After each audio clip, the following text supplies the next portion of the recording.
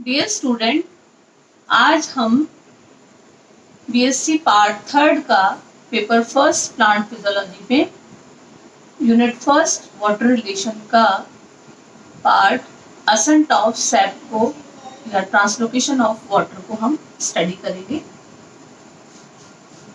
हम लोग सभी जानते हैं कि पौधे के लिए जल विभिन्न जैविक क्रियाओं के लिए आवश्यक होता है और पौधे अपने इस जल की आपूर्ति मृदा से करते। मृदा से कर लिया, मृदा जल से पानी को एब्जॉर्ब कर लिया। जितने भी थैलॉइड प्लांट्स हैं, उन थैलॉइड प्लांट में तो रूट हेयर्स के थ्रू पानी रूट्स के द्वारा लिया गया और जो एब्जॉर्बिंग ऑर्गन रूट हेयर हो गया, वहाँ रिसीविंग ऑर्गन भी जो एब्जॉर्बिंग ऑर्गन और रिसीविंग ऑर्गन के बीच में गैप कम है, इसलिए ट्रांसलोकेशन पानी जो होता है वो इजीली एब्जॉर्बिंग ऑर्गन से रिसीविंग ऑर्गन तक इजीली चला जाता है। लेकिन अगर हम हायर प्लांट्स की बात करें तो वहां पर एब्जॉर्प्शन तो आप रूट हेयर्स में हो रहा है, रूट्स में हो रहा है और फिर उस पानी को रूट से शीर्ष तक शूट तक पहुंचाने के लिए कई बार इतना ज्यादा गैप होता है क्योंकि प्लांट की लेंथ बहुत ज्यादा है, लंबे प्लांट है, 100 मीटर से भी अधिक होता है। अब यहाँ पर ऐसी कंडीशन में पानी जो होगा वो गुरुत्वाकर्षण के विपरीत नीचे से ऊपर चढ़ाया जाएगा, तो उसके लिए पूरा सिस्टम जो होता है वो वेल डेवलप्ड सिस्टम होना जरूरी होता है। रूट हेयर्स में एब्जॉर्प्शन ऑफ वाटर में हम पढ़ते हैं कि रूट हेयर्स के द्वारा हुआ। रूट हेयर्स ने ले लिया, पानी को एब्जॉर्ब किया, मूल रोम के द्वारा जड़ को मृदा से मूल रोम द्वारा पानी को एब्जॉर्ब किया गया।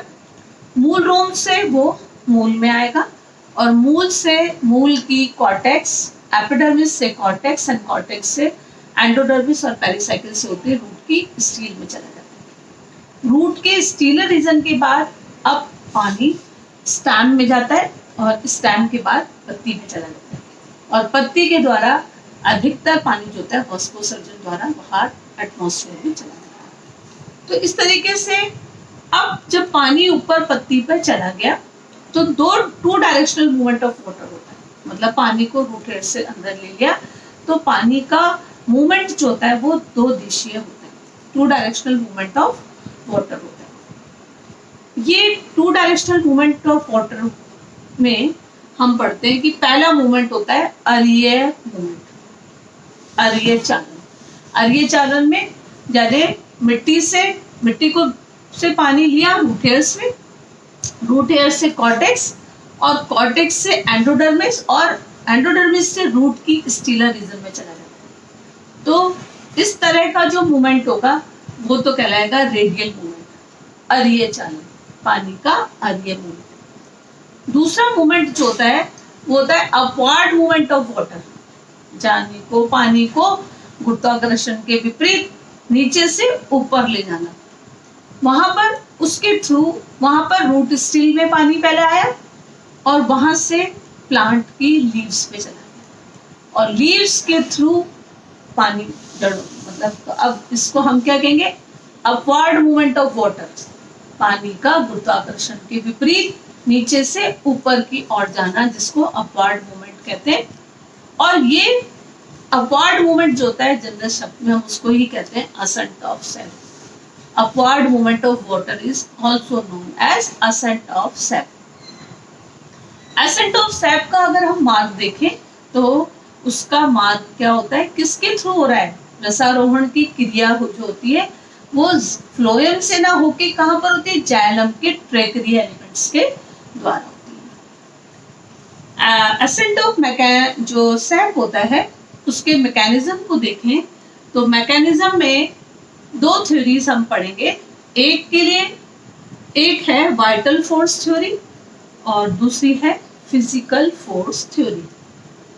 वाइटल फोर्स थ्योरी में जैसे नाम से पता है कि इसके लिए रसारोहण की इस क्रिया में जीवित कोशिकाओं के द्वारा होता है। इसको हम कहेंगे vital force theory.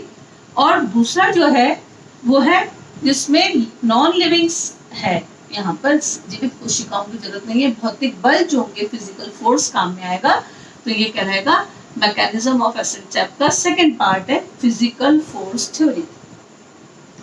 Vital force theory में हम अलग अलग थ्योरीज के बारे में पढ़ते हैं, या वाइटल फोर्स थ्योरी में 4 थ्योरीज के बारे में पढ़ेंगे।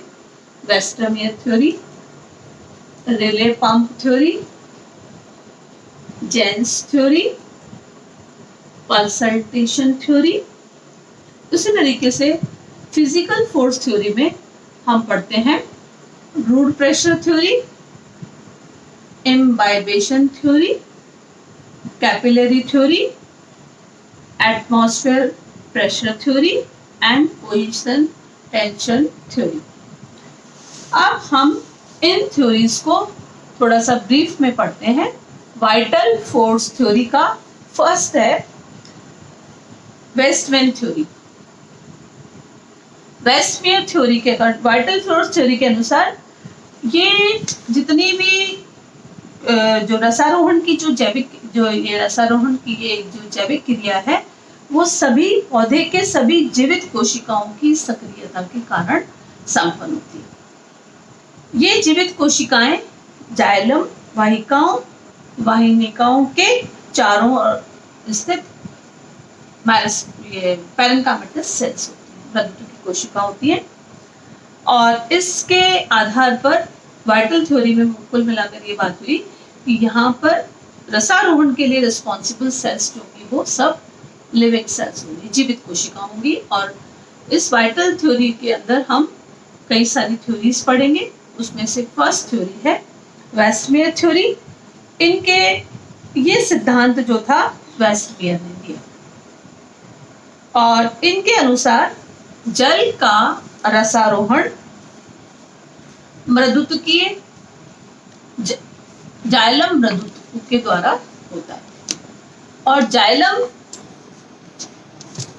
जाइलम मृदुतक के द्वारा होता है, परंतु जाइलम वाहिनिकाएं तथा वाहिनिकाएं एक जलाशय के रूप में कार्य करती हैं। और इस थ्योरी में जल केशिकातु के द्वारा रोके रखा जाता है। यानी वेस्टमेयर थ्योरी बताती है कि इसके अनुसार जल का रसारोहण जाइलम मृदुतक के द्वारा होता है, जाइलम पैरेन्काइमेटस सेल्स के द्वारा होती है, परंतु यहाँ पर जाइलम वाहिकाएं और वाहिनिकाएं एक जलाशय के रूप में कार्य करती हैं। सेकेंड थ्योरी जो थी रिले पंप थ्योरी, जिसको रिले पंप थ्योरी दिया था गोल्डस्की ने।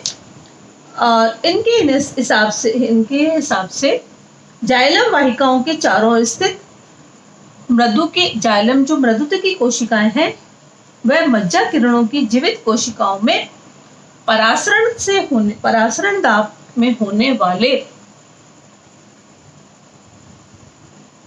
जो आवर्ती परिवर्तन होते हैं उनके द्वारा ये क्रिया होती है। और इन कोशिकाओं के परासरण दाब में वृद्धि होने पर ये वाहिकाएं जल को अब्सॉर्ब करती हैं, जल अवशोषित करती हैं। परिणाम स्वरूप इसी के कारण जीवित कोशिकाओं का परासरण दाब कम हो जाता है, अतः ये जल को अपने ऊपर स्थित दूसरे जाइलम तत्वों से स्थानांतरित कर लेती हैं। इस तरह जाइलम वाही कोशिकाओं के परासरण दाब में आवर्ती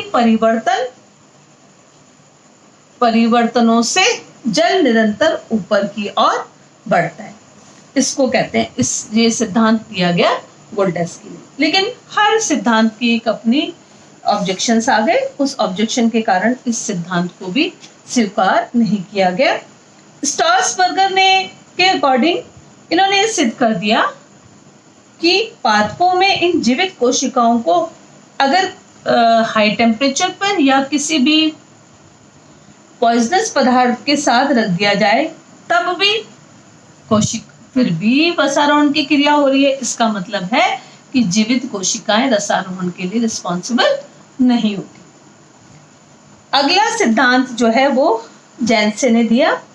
इनके अनुसार मज्जा किरण कोशिकाओं, जो जीवित कोशिकाएं हैं, उनके द्वारा जाइलम वाहिकाओं से जल का अवशोषण उच्च स्तर पर स्थित अन्य वाहिकाओं में प्रवेश करा दिया जाता है। मज्जा किरण की कोशिकाओं में जल का परिवहन प्रोटोप्लाज्मिक स्ट्रीमिंग के द्वारा होता है। अगली थ्योरी जो नेक्स्ट थ्योरी थी वो पल्सेटेशन थ्योरी, वाइटल थ्योरी का नेक्स्ट मतलब उसमें फोर्थ थ्योरी जो है वो है पल्सेटेशन थ्योरी, स्पंदन सिद्धांत। ये सिद्धांत सर जे बोस ने 1923 में दिया। इनके अनुसार रसारोहण की क्रिया वलकुट की सबसे भीतरी परत जो एंडोडर्मिस के बिल्कुल पास है, उनमें नियमित पल्सेटेशन होते रहते हैं। उसमें उस क्रिया के कारण होती है, जैसे हार्ट बीट। जैसे इस प्रक्रिया की तुलना हम हृदय के स्पंदन से करें तो हृदय की स्पंदन क्रिया के कारण जैसे रक्त पूरे शरीर में विस्तृत होता है, उसी प्रकार वलकुट कोशिकाओं के स्पंदन से जल पौधे से ऊपर की ओर चलता रहता है। इसी सिद्धांत को बताने के लिए इन्होंने एक स्पेशल उपकरण तैयार किया, जिसमें एक विद्युत यंत्र है, उसमें एक गैल्वेनोमीटर लगा हुआ है और गैल्वेनोमीटर के सिरे पर एक सुई स्थित रहती है। और बोस ने इस यंत्र को नुकीली सुई को धीरे धीरे से उस तने में प्रवेश कराया और देखा कि जब वह सुई वलकुट की भीतरी परत में प्रवेश करती है तो गैल्वेनोमीटर की सुई में एकदम मूवमेंट होता है, दोलन होता है, और वह दोलन वलकुट की अन्य किसी परत जाइलम क्षेत्र में उत्पन्न नहीं होते। यानी इससे उन्होंने ये निष्कर्ष निकाला कि वलकुट की भीतरी परत की कोशिकाओं में नियमित स्पंदन जल की वाहिकीय तत्वों के ऊपर की ओर स्पंदन से ही जल जो होता है वो वाहिकीय तत्वों से ऊपर की ओर पंप होता है, और इनके हिसाब से जाइलम की अन्य जीवित कोशिकाएं केवल जलाशय का कार्य करती हैं। ये सिद्धांत बोस का पल्सेटेशन सिद्धांत कहलाया। लेकिन फिर इसमें भी ऑब्जेक्शन आ गया कि बोस के स्पंदन प्रयोग को अन्य वैज्ञानिक अब तक भी प्रमाणित नहीं कर पाए। लेकिन स्पंदन की जो ये क्रिया हो रही है वो बोस के प्रयोग द्वारा प्रदर्शित अधिकतम स्पंदन की दर उच्च वाष्पोत्सर्जन की दशा में रसारोहण की दर से 8,000 से 30,000 गुना कम होती है। अभी तक इस सिद्धांत का कोई भी महत्व नहीं गया। तो ये ऑब्जेक्शन ऑफ वाइटल थ्योरीज के हो गए कि कुल मिला के जो भी क्रिया हो रही है उसके लिए जीवित कोशिकाएं ही जो होती हैं वो आवश्यक है, ऐसा नहीं है, इसलिए वाइटल थ्योरी को माना नहीं गया। सेकेंड जो मैकेनिज्म में हमने देखा कि यहाँ पर जो थ्योरीज दे रखी हैं वो है physical force theory. Physical force theory बताती है कि सिद्धांत रसारोहण जो है वो एक भौतिक प्रक्रिया है और ये भौतिक बलों द्वारा ही नियंत्रित होती है। इनमें किसी भी जीवित कोशिका से रसारोहण का संबंध नहीं है और भौतिक बलों को ही इसमें बेस माना है। उसी के आधार पर कई सारी थ्योरीज दी। उसमें से फर्स्ट थ्योरी है हमारी root pressure theory. Root pressure theory जो है वो स्टीफन हेल्स ने दी थी 1727। इनके अनुसार मूल पौधों का आधार भाग में पौधे को उसके आधार भाग से कुछ इंच ऊपर चाकू से काट दिया जाए तो कटे हुए भाग के अंदर से जाइलम द्रव बाहर निकलता है। इसे ही हम ब्लीडिंग कहते हैं। प्रिस्ले ने जल के इस ऊपरी बहाव को क्या कारण माना? मूल दाब को माना। मूलों के अवशोषित जल के इकट्ठा होने के कारण उत्पन्न द्रव को मूल दाब कहते हैं। यानी मूल भौतिक बल सिद्धांत जो है उसके हिसाब से उन्होंने बोल दिया कि मूल दाब जो होता है वो रिस्पॉन्सिबल होता है। शाकीय पौधों एवं कम ऊंचाई के पौधों में मूल दाब से तो रसारोहण को स्पष्ट किया जा सकता है कि मतलब वहां पर इस कम रूट प्रेशर से ही पानी ऊपर से नीचे से ऊपर चला जाता है। लेकिन अगर हम ऊंचे और लंबे प्लांट्स की बात करें तो उन प्लांट्स में रसारोहण के लिए 12 वायुमंडलीय दाब की आवश्यकता होती है, जो मूल दाब के आधार दाब से बहुत ही कहीं अधिक होता है। इसलिए फिर से ये इस सिद्धांत पे भी ऑब्जेक्शन आ गया कि मूल दाब तो केवल 2 वायुमंडल होता है और उच्च पौधों के लिए लगभग 12 वायुमंडल दाब की आवश्यकता होगी, तो हम इतने हाईएस्ट प्लांट्स पर पानी को नीचे से ऊपर पानी का पहुंचाने को कैसे सिद्ध करेंगे। फिजिकल फोर्स थ्योरी की सेकंड थ्योरी है इम्बाइबेशन थ्योरी। इम्बाइबेशन थ्योरी में के हिसाब से ये सिद्धांत जो है अंगर ने दिया था और सॉक्स ने भी इसका समर्थन किया। इस सिद्धांत के अनुसार जल जाइलम वाहिकाओं वाहिनिकाओं की भित्तियों में अंतर शोषण के कारण होता है। मतलब जल जब अंदर जाएगा तो इम्बाइबेशन की क्रिया कहाँ पर हो रही है? जाइलम वाहिकाओं और वाहिनिकाओं की भित्ति पे। फिर भी इस पे वापस आ गया इसका ऑब्जेक्शन कि प्रयोगों द्वारा सिद्ध हो गया कि रसारोहण जाइलम तत्वों की भित्तियों द्वारा ना होकर जाइलम की गुहिकाओं में होता है और वहां पर इम्बाइबेशन का कोई भी इंपॉर्टेंस नहीं होती। नेक्स्ट सिद्धांत था कैपिलरी थ्योरी, और कैपिलरी थ्योरी जो है वो बोहम ने दी। इनके हिसाब से पौधों में वाहिकाएं एक दूसरे के ऊपर व्यवस्थित होकर अक्ष के आधार से शीर्ष तक एक पाइपलाइन के समान कई सारे चैनल बनाती हैं और वो चैनल कैपिलरी जैसे ही होते हैं और इनके अनुसार उस कैपिलरी एक्शंस के कारण ही पानी ऊपर की ओर चढ़ता है। फिर वापस इस सिद्धांत में कई सारी आपत्ति आ गई।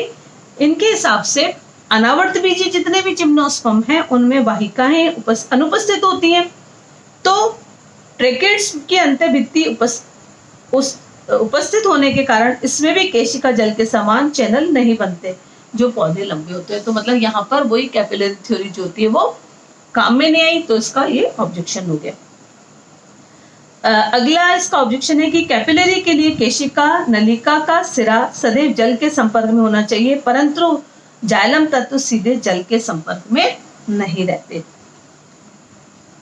जल के ऊपर की ओर जो जल का आरोहण है केशिका, उसके लिए केशिका बल का मान बहुत ही कम होता है। पौधे में पाए जाने वाले अधिकतम वाहिकाओं का व्यास 0.03 mm तक होता है, जबकि जल केवल 1 mm ऊंचाई तक पहुंच सकता है। तो इतनी छोटी सी कैपिलरी से 1 mm के साथ हो गया तो बाकी पानी और कैसे जाएगा? ये इम्बाइबेशन थ्योरी, ये जो कैपिलरी थ्योरी जो था उसका ऑब्जेक्शन हुआ। नेक्स्ट थ्योरी जो थी फिजिकल फोर्स थ्योरी की एटमॉस्फेरिक प्रेशर थ्योरी।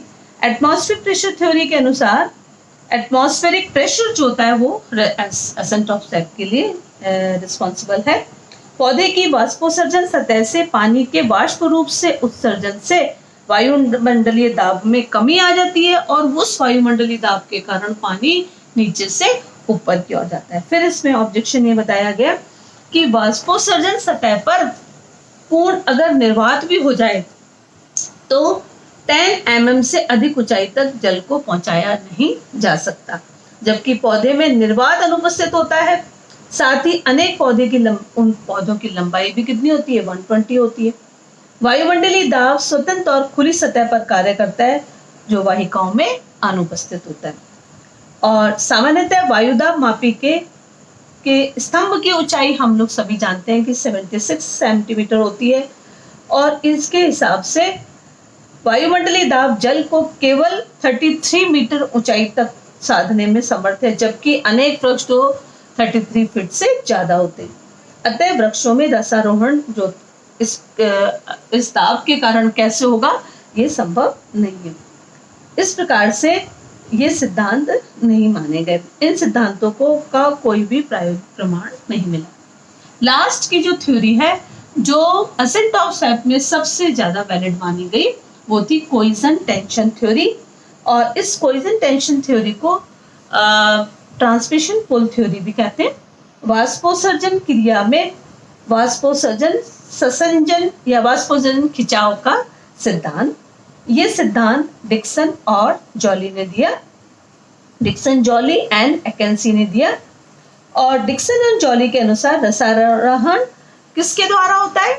जल के ससंजन, कोइजन ऑफ, मतलब सेम मॉलिक्यूल, बहुत सारे जल के समान अणु जो है उनमें उपस्थित ससंजन बल के कारण कोइजन, ससंजन एंड ट्रांसमिशन पुल पर आधारित होता है।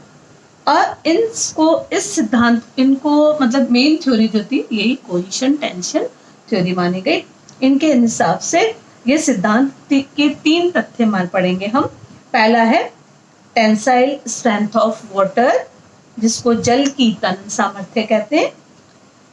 इनके हिसाब से, या कोहेसिव फोर्स कहते हैं, जल के प्रत्येक अणु में ऑक्सीजन का परमाणु सहसंयोजी आबंध द्वारा हाइड्रोजन बंधन से जुड़ा हुआ रहता है, परमाणु से जुड़ा रहता है।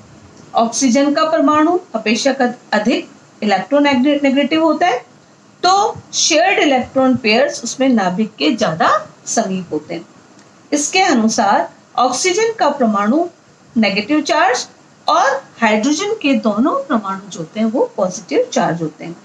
ऋण आवेशित हाइड्रोजन ऑक्सीजन परमाणु दूसरे जल अणु के पॉजिटिव जो चार्ज पार्टिकल्स होते हैं युक्त हाइड्रोजन परमाणु को अपनी ओर आकर्षित कर लेता है। अतः जल अणु के ऑक्सीजन और जल अणु के हाइड्रोजन अणु के बीच में हाइड्रोजन बॉन्ड बन जाता है। इस आबंध के कारण जल अणुओं में अत्यधिक आकर्षण होता है और इसे ही हम ससंजन भी कहते हैं।